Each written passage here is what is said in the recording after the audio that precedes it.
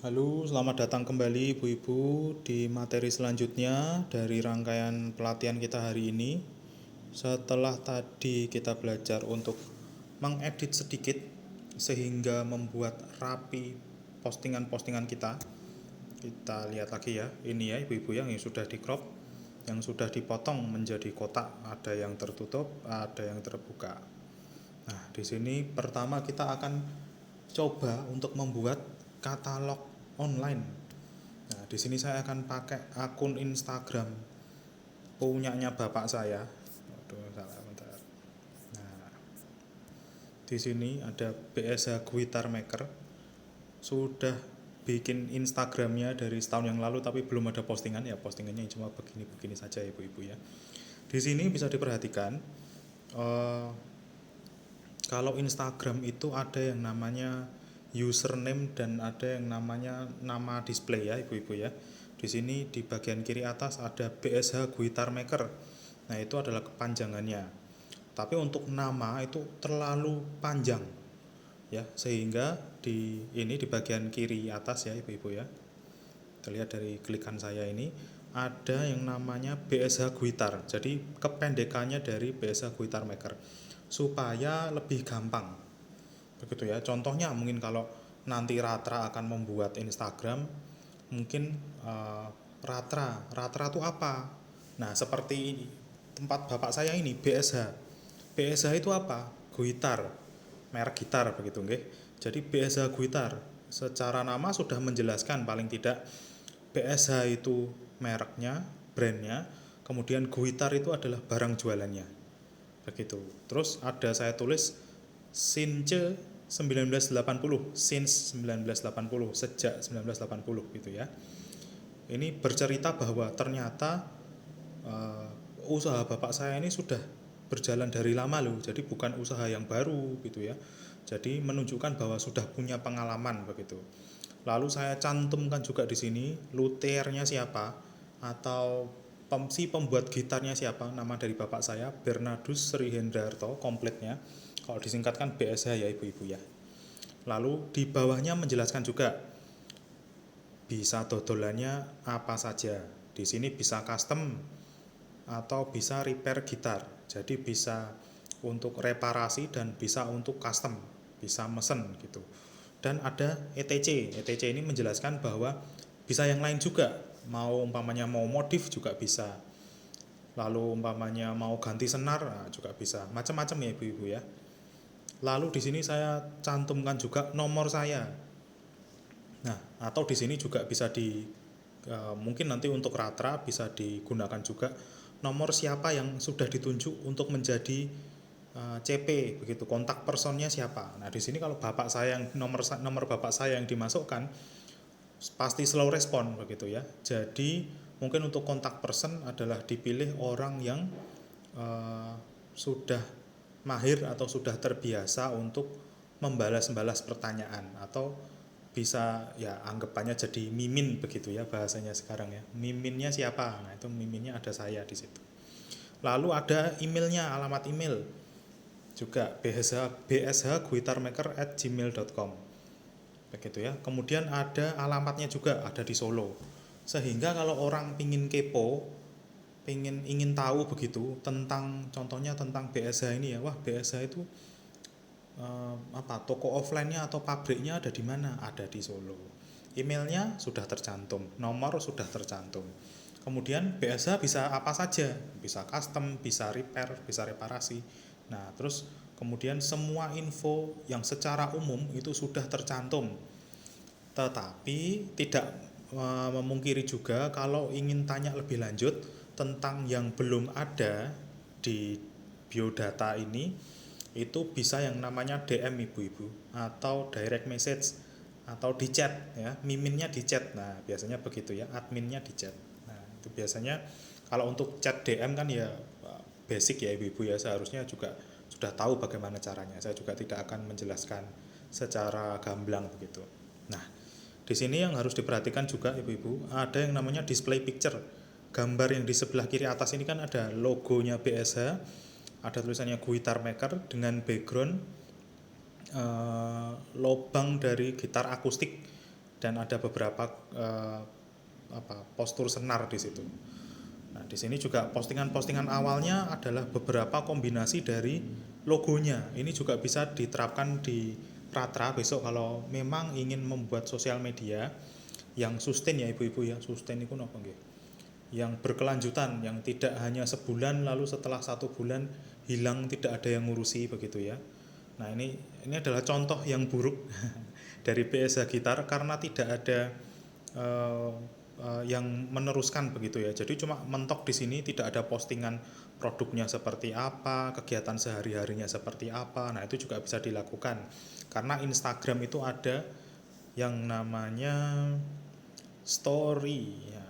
Di sini kalau umpamanya kita klik, tadi kan saya klik ini ya, yang di sebelah kiri ini ada home, lalu ada di sebelah kiri atas ibu-ibu ada your story. Nah, ini gambarnya agak ngeri ya, kita lihat ya, kita klik di your story. Nah, ini kelihatan muka saya malah ya. Ini saya pakai kamera depan.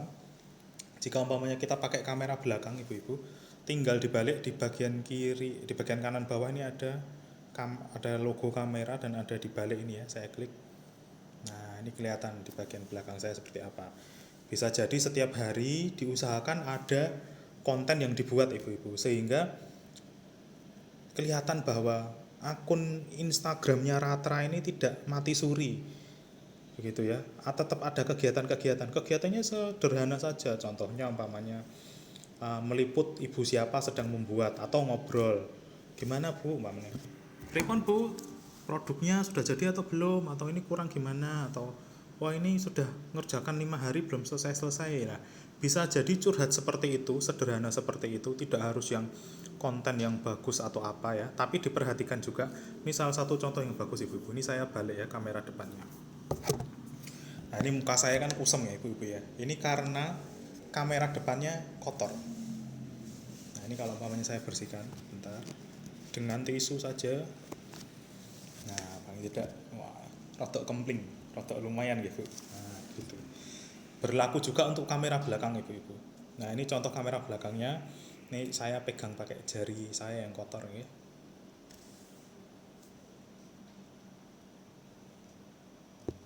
Nah, itu kan rotok agak beruwet ya. Nah, ini kalau saya lap akan agak lumayan ibu-ibu. Nah, lebih cerah begitu ya. Wah, ini kan tangan saya kelihatan lebih cerah begitu ya. Nah, itu juga tips yang ada di hari kemarin itu juga tetap berlaku ibu-ibu pada saat kita memaintain atau menjaga akun Instagram kita itu tetap aktif begitu ya. Nah, oke, kita akan loncat lagi ke materi berikutnya, yaitu materi untuk bagaimana kita berjualan di Tokopedia dan OLX begitu.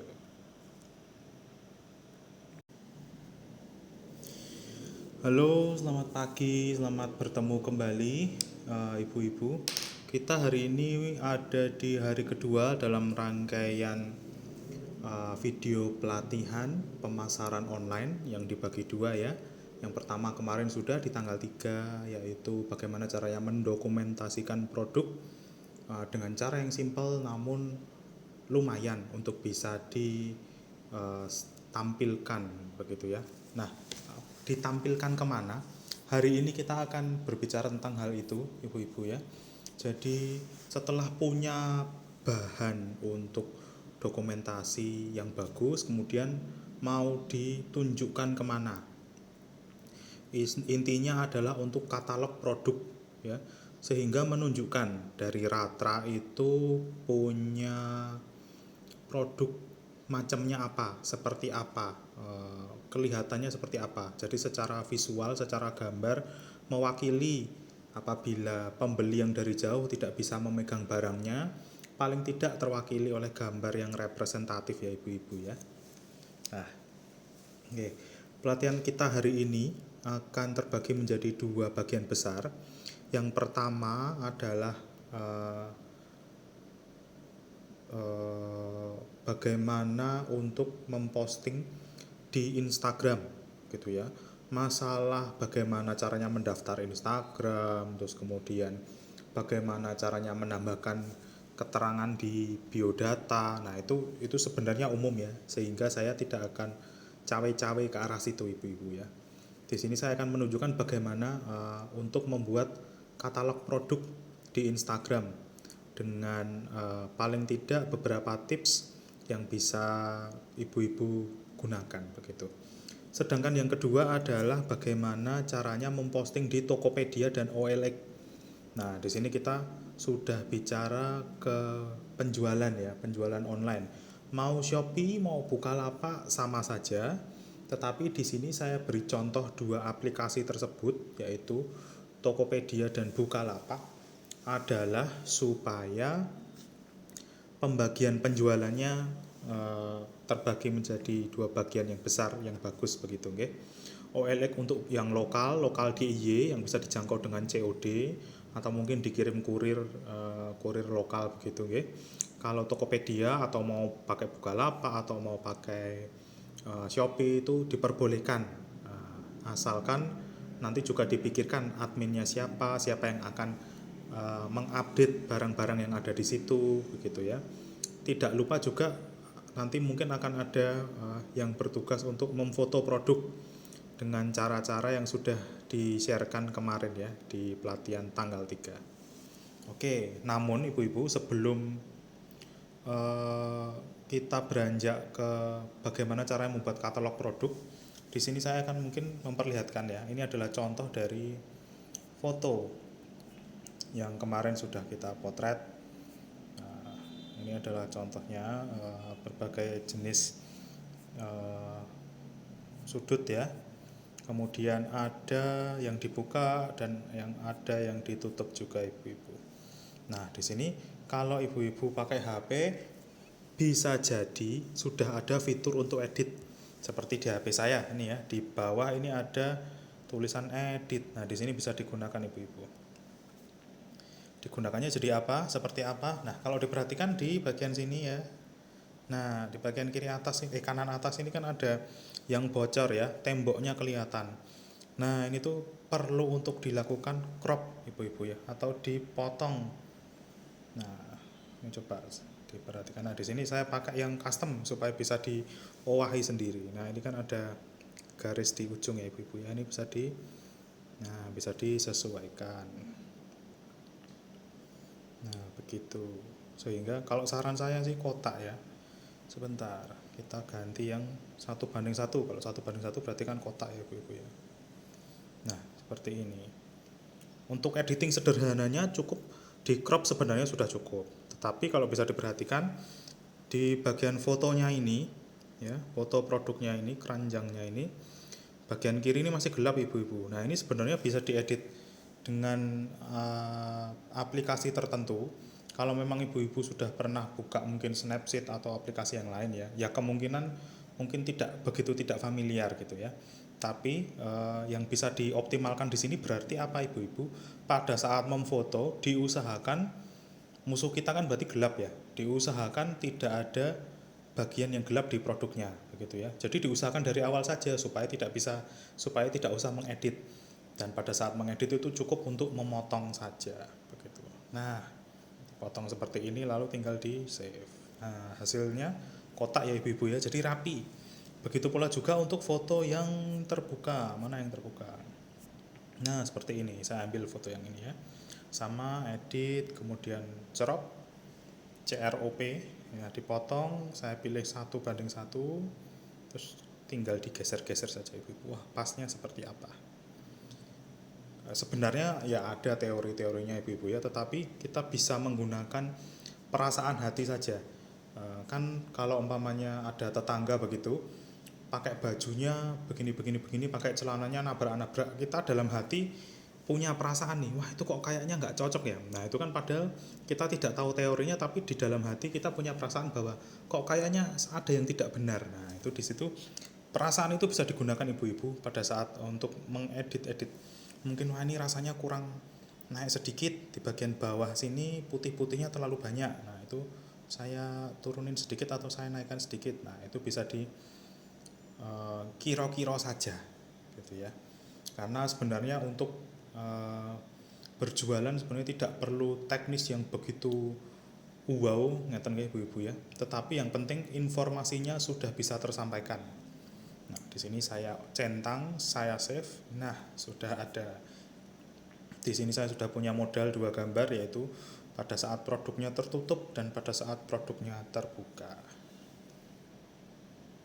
Oke, begitu paling tidak yang bisa diusahakan untuk mengedit foto yang sudah kita foto kemarin, yaitu dengan mengcrop atau memotong dan menyesuaikan sehingga punya ukuran yang sama, yaitu kotak begitu nggih. Sehingga pada saat diposting nanti akan rapi ibu-ibu. Oke, begitu kita akan lompat ke materi berikutnya, yaitu bagaimana untuk memposting di OLX dan Tokopedia dan Instagram tentunya.